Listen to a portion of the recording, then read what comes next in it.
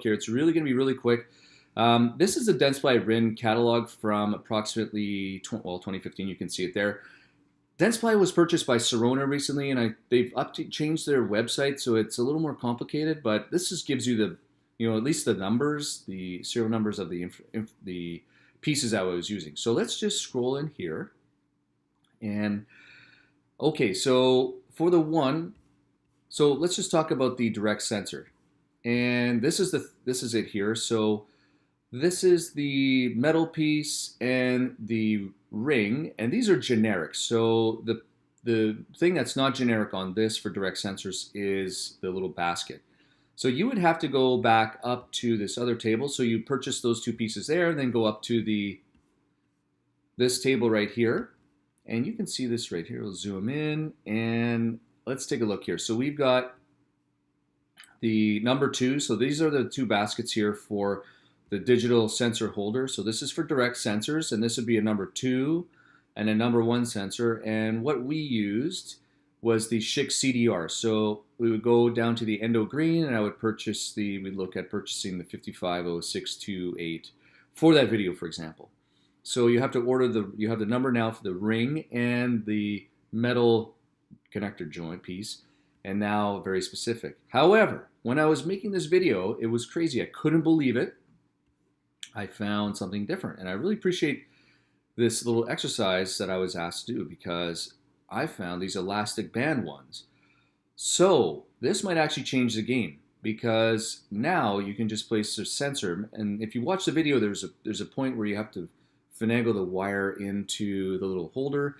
This actually might be a lot easier, because now it's just an elastic band. So we have these type of sensor holders for just paralleling device. So you just essentially clip the sensor, push up the elastic band, and then put it down, and it seats. And that might be so much easier.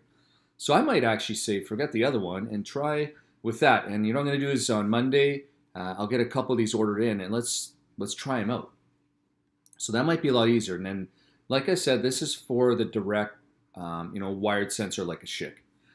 So what I didn't talk about, and I'd like to really quickly say, is that if you're using phosphor plates, because two of the other practices I work at routinely use phosphor plates. So we have these as well. And I need to say that I use these, I've been doing this for a while now. So I've gained a lot of experience. I've learned a lot, especially from my dental assistant, how to take really good x-rays. And so with the phosphor plates, we use this right here. So you order these pieces together, and all the phosphor plates seem to be all the same. And then off you go. You've got your Endo Holder.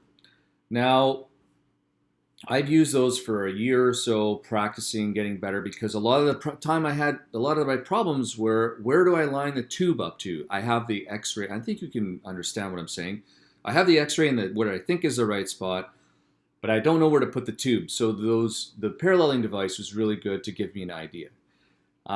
So now I feel that I've gotten, and especially when this is really great, especially if you're using phosphor plates, you take the x-ray, then you have to run somewhere, develop it in the computer, and that might take 1 to 2 minutes, and then you come back and you look at it and you think, oh, I got to do it again. So you want to make this as efficient as possible. So I totally understand. So using the guide thing, the Endo Green one, is pretty helpful. When you do get a lot better or quicker and with a lot of practice, or more comfortable or more confident, I would say that using this is a lot more efficient if you're only taking working lengths with gutta percha. And this is what I do now. I'd say 5% of the time I'll take a radiograph with a file in the canal, and if I do, then I'll probably use the green holder. But most likely I'm just taking with gutta percha, and this is what I use now as a snap array. It's in the video, and these are the two different, there's a whole bunch of different styles, and what I would say, in my personal opinion, and we've used these teaching, is that this is the standard for, it's a great tool. Be careful when the sleeve gets wet, because when it's saliva, the sensor gets really slippery, and on the sleeve, I mean the plastic sleeve that goes over the radiographic, the sensor. So this is a great tool. These ones are not so good. I find they're just kind of really flimsy and not really useful. This other one is a great holder too. We've used those. And then this is the standard that I use just because the office has them with the crocodile teeth for phosphor plates or old school x-rays. And those are just work absolutely great.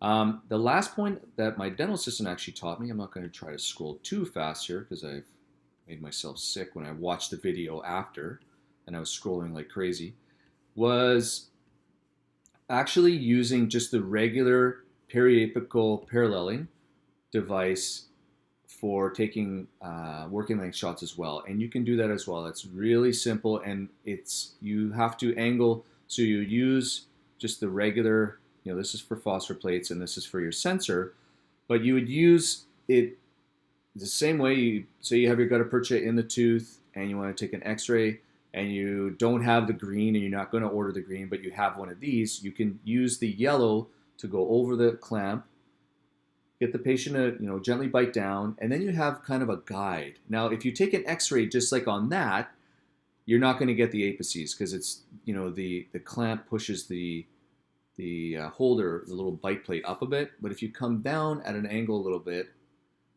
I can't tell you how much because it's the little bit, but it at least gives you a guide as to where to start kind of aiming, because that's really been the problem with with taking working length. It's not so much putting the file, not putting the film in the right place, it's putting the tube in the right place.